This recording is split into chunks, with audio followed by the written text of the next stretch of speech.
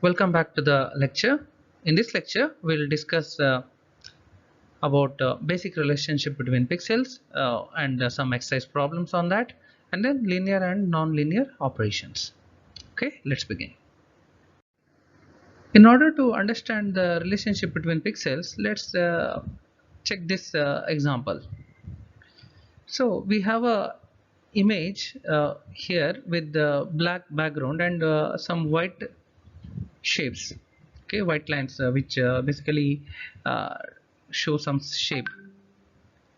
And how we see this white line, okay, there's a continuous white line. It's basically a continuous stream of pixel values with the higher value. And if this is a binary image, its representation will be like this. So binary image means you only have 0 or 1, means 1 bit per pixel. 0 represents black and 1 represents white. So this zoomed this portion, if you zoom in, so this is what you get. So the lines are represented by this continuous stream of ones, and the background black is represented by zeros. So this is what you see. Okay, humans can see there is a line, and this is what the computer sees. Okay, it won't see this red line. This is, we marked it so that it's easy to understand. So the challenge is to make the computer understand that these ones are connected and they form a part of a line or a shape or a boundary. Okay, so how to automate this process will be discussed in this lecture. Okay, so got the point, I feel. Okay, so we'll proceed.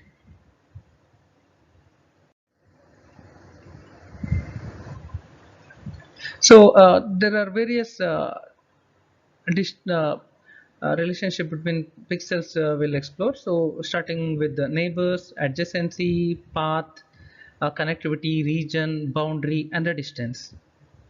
So let's begin by learning about the neighborhood.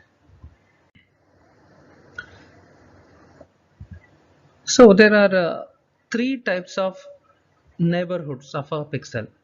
So one type is the four neighborhood. Basically it's a set of horizontal and vertical neighbors. So if this is the pixel of interest x, its four neighbors will be along its vertical and horizontal axis. And another type is the diagonal neighbors with the set of four diagonal neighbors. Like if x is the pixel of interest, its neighbors will be along the diagonal. And last type is eight neighbors. It's a union of four neighbors and diagonal neighbors that will result in this eight neighborhood. Basically all the pixels that surround the pixel of interest.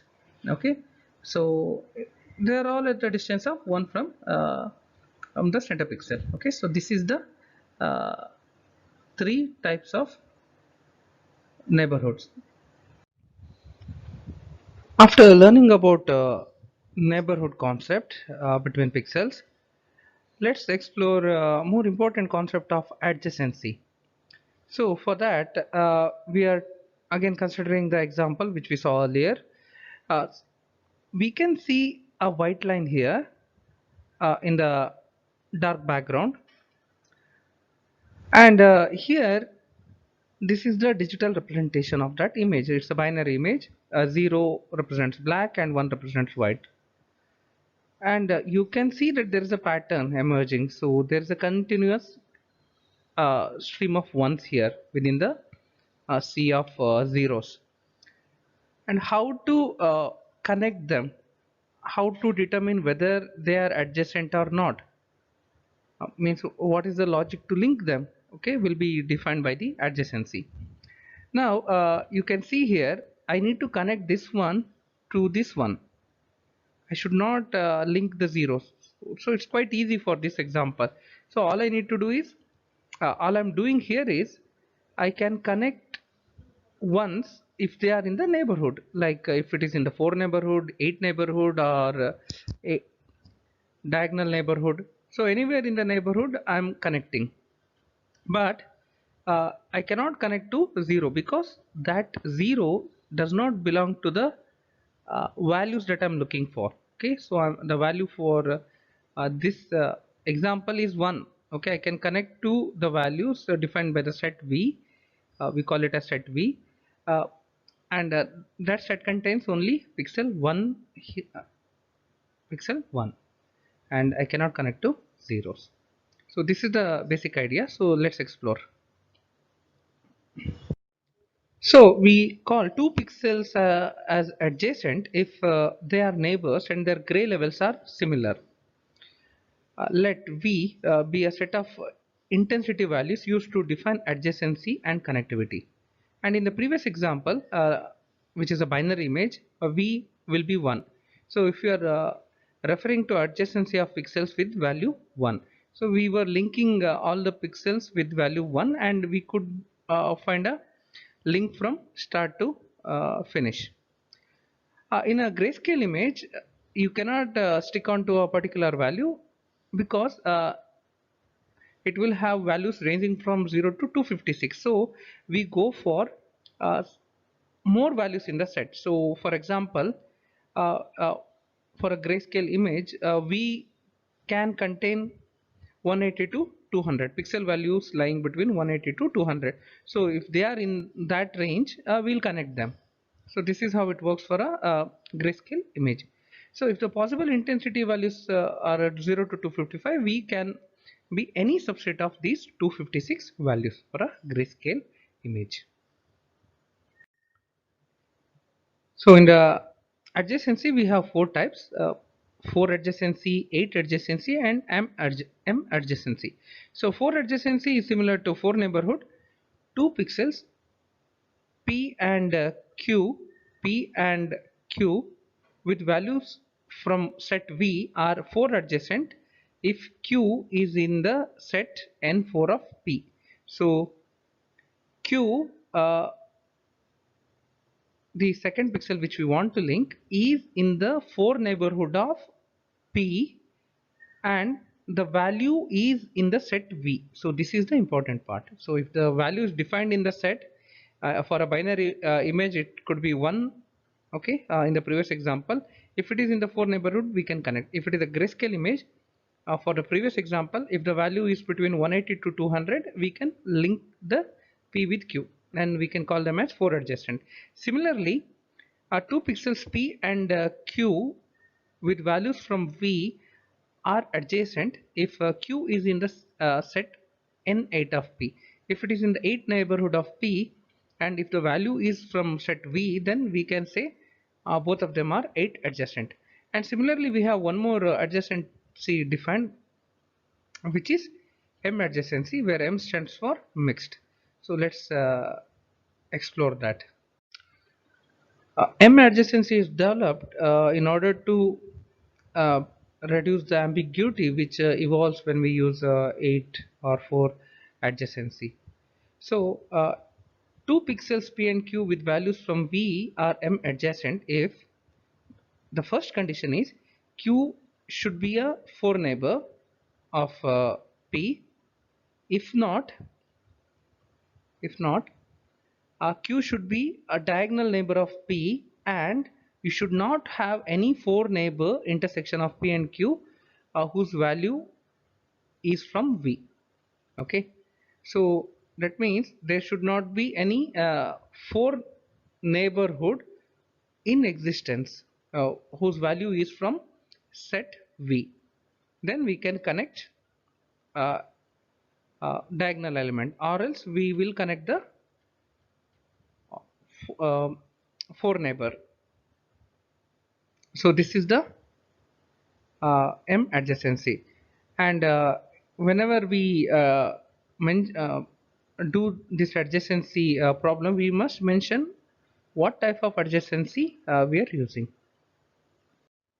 So to summarize, mixed adjacency is a modification of 8 adjacency, and it is introduced to eliminate the ambiguities that often arise when 8 adjacency is used.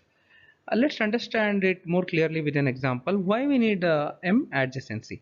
So we have a pixel arrangement here, 3 cross 3 arrangement. We have 9 pixels, and the task is to find a path from this pixel, let's call it as P, and this pixel, let's call it as Q. Okay, so we need to find a path from this P to Q, and we can connect only once.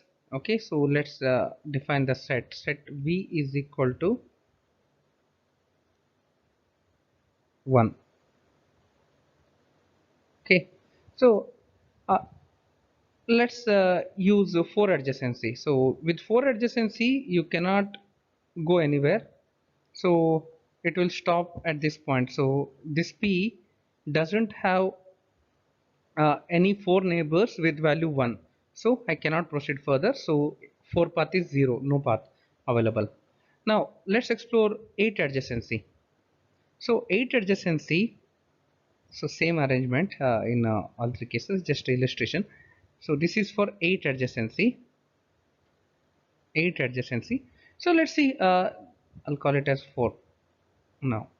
So in this 8 adjacency, I can go to this pixel. It is in 8 neighborhood, so I can connect it straight away. But from this pixel to this pixel, I can connect straight away. It's in diagonal, and I can connect it. Also, I can go through this path. I can connect the 4 neighbor and its 4 neighbor. So there is the ambiguity associated with 8 path. Like you will end up with 2 paths here, and this is the major issue with 8 adjacency. You have this path and you have this path. So we don't want ambiguities. We want to establish a clear cut path. So for that reason we have M adjacency. So in M adjacency what we do is we start at this point, initial pixel, and the first condition for M adjacency is connect the 4 neighbor pixel first if its value is in set V. But in this case 4 neighborhood doesn't have 1, so we cannot connect diagonal members. So cannot connect 4 neighbors, so we'll connect the diagonal members. So I can connect this one. From this point, uh, again we'll go back to the condition for M adjacency. We need to connect the 4 neighborhood first. So in the 4 neighborhood there is one which is defined in the set V, so I can connect to this one, and that one has another neighbor in its 4 neighborhood which is defined in set V, so I can connect to this pixel. So this is the path which is taken by M path. There is no ambiguity at all, clear cut route, and it won't connect this path, because even though it is a diagonal member, since as per the second condition the 4 neighborhood should not have a value which is defined by set P. So I have to connect this pixel first before going to this pixel. So this is the advantage with M adjacency. It eliminates the ambiguity associated with 8 paths.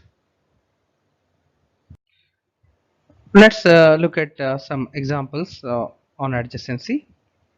So for 4 adjacency, this is the definition. We have already gone through that. If the set contains 0 and 1, if P is in red color, Q can be any value in green color. So that is the 4 neighbor. So its horizontal and vertical neighbors can be considered as 4 adjacent.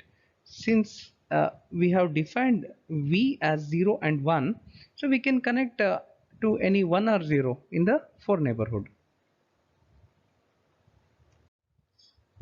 In 8 adjacency, 2 pixels P and Q with the values from set V are 8 adjacent if Q is in the set of 8 neighborhood N8 of P. So if the set is 1 and 2, V is 1 and 2 for this example, uh, P is in red color and Q can be this and this, all these green colored pixels. They are in 8 neighborhood and the value is 1, and 1 is defined in set V. 0 is not defined in the set, so we cannot connect to a 0 here. Let's recall the definition for M adjacency once again. So two pixels P and Q with values from set V are M adjacent if Q is in 4 neighborhood, or Q is in diagonal neighborhood, and the set N4 of P intersection N4 of Q have no pixels whose values are from set V. Okay, so it shouldn't have any 4 neighbor for both P and Q whose value is defined in V. Okay, now consider this example. Here the set is defined as V equal to 1, and this is the arrangement A to I. Now if you consider the pixels B and C, and if you want to tell whether they are M adjacent or not, they are M adjacent because it is the 4 neighborhood, and you can connect 4 neighborhood elements straight away, so they are M adjacent. B and C are M adjacent. Now next look at B and E. Are they M adjacent? Yes, they are M adjacent because both of them are in a 4 neighborhood, so B and E are M adjacent. Now what about E and I? Are they M adjacent? Uh, the first condition fails here. First condition is 4 neighborhood.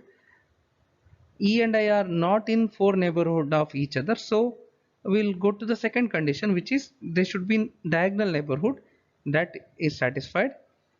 The second condition, full condition, is they should be in uh, they should be a diagonal neighbor, and intersection of their 4 neighbors should not be defined in V. V is 1 and their 4 neighbors are 0, so we can connect E and I. That means uh, E and I are M adjacent.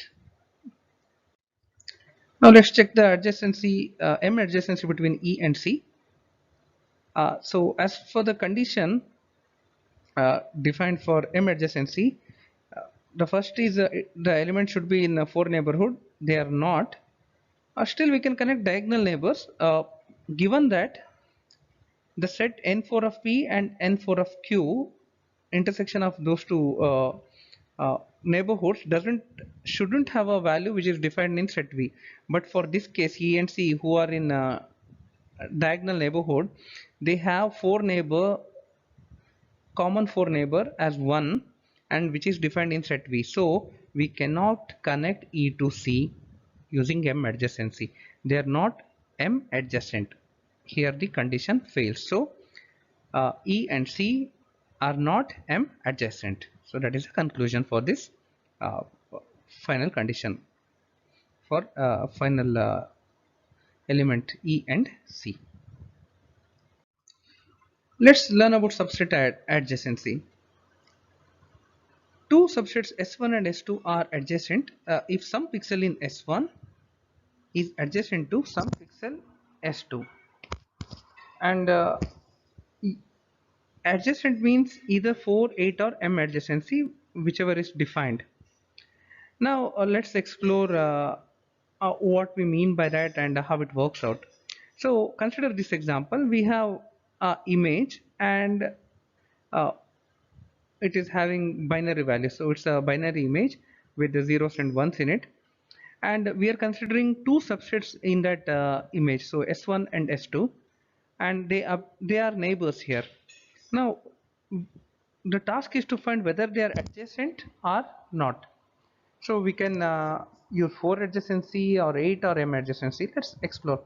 So if we use 4 adjacency, the two pixels P and Q are not adjacent because uh, the set is 1, set V has only value 1, and they are not in 4 neighborhoods. So 4 adjacency cannot be used to define substrate adjacency here.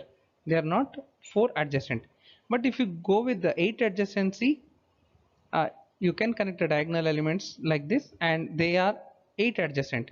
And similarly, they are M adjacent also. So there is no 1 in the 4 neighborhood. So you can straight away connect a diagonal element. So we can say these two sets S1 and S2 are M adjacent. Now let's look at the definition of a digital path. A digital path or curve from pixel P with coordinates x comma y to pixel Q with coordinates s comma t is a sequence of distinct pixels with coordinates x0 y0 x1 y1 so on till xn yn, where x0 y0 is equal to x comma y and xn yn is equal to st, and pixels xi yi and x of yi plus I minus 1 y of I minus 1 are adjacent for I lying between 1 and n, and here n is the length of the path. And if x0 y0 is equal to xn yn, then the path is closed. That means we will come back to the point where we started, so that becomes a closed path. We can specify 4, 8 or m paths depending on the type of adjacency specified. You'll be clear on this idea or what is digital path when we do the problems in the next slides. So let's consider the example which we already saw to understand about digital path. So this example illustrated the use of m adjacency compared to 8 adjacency. Now let's use the same thing to define the paths. So in this example, we are connecting top right to bottom right pixel using 8 path. So 8 path can take this way, or another path is this way. So this red colored one is the shortest 8 path. Even though we have yellow colored 8 path, it's a bit longer. So when we calculate the shortest path, this will be the shortest 8 path. And for m path, we need to take the m adjacency way. So this will be the m path for this example. So let's explore more examples later. Before going to the examples, just one more definition. It's about connectivity. So let S represent a subset of pixels in an image. Two pixels P and Q are said to be connected in S, a subset value, if there exists a path between them consisting entirely of pixels in S. So for any pixel P in S, the set of pixels that are connected to it in S is called as a connected component of S. This is called a connected component of S. And if it only has one connected component, then the set S is called as a connected set. Okay, so these are some definitions. We'll have a deeper understanding when we solve problems. Let's see some examples on paths. So first example, consider the image segment shown in figure. Compute lengths of the shortest 4, shortest 8 and shortest m paths between pixels P and Q, where set V is defined as 1, 2. We need to connect this P to this Q. So let's begin. For the shortest 4 paths, we can start at this, we have to start at this pixel P. So 4 paths, I can either go to this 2 or this one. If you continue with this 2, you won't find any members in the neighborhood which is defined in set V. So better to avoid this and explore this one. And neighbor of this one is 2, which is defined in set. So I can take this path. So let's see. So 2 connects to this one. Next, this one, another 2. This is in 4 path, 4 adjacent neighbor. Next, this 2, which is there in the set V, and then 1 again, which is there in set 1, set V. Now after this, in order to find the 4 path from this 1 to this 2, which is the destination, we don't find 4 path because its 4 neighbors are either 3 and one more 3 is there. So threes are there in its 4 neighborhood, but it's not defined in set V. So 4 path is not possible for this given problem. So we can write the conclusion: 4 path does not exist. Next one. Now let us find the shortest 8th path for the same problem. So set again is same 1 and 2. So from P we can move to 1. From this one, 8 path can connect to this 2 or this 2. Since we need to find shortest 8 path, we will connect this 2. Okay, and then 1, then 2, and then that is the path. Now you need to count the length of the path. So 1, 2, 3, 4. So the shortest 8 path is 4 hops. 4. That is the answer. Next, shortest m path for the same problem. So again we'll begin at this pixel P, and then 1 and 2 and 2 and 1, and after this we need to take the diagonal path, and this connects to. So shortest m path for this problem is 5, and the difference here is with respect to 8th path, the 8th path took this path, this, it skipped this 2, so the count was 4. M path is one more than the 8th path for this particular problem. Okay, so that is the takeaway from this problem. Try to solve more problems on paths. You can create your own grid and try to find the path between two edges. Okay, so let's stop this lecture here. In the next lecture, we'll learn about regions and boundaries and the distance measures. See you at the next lecture. Thank you.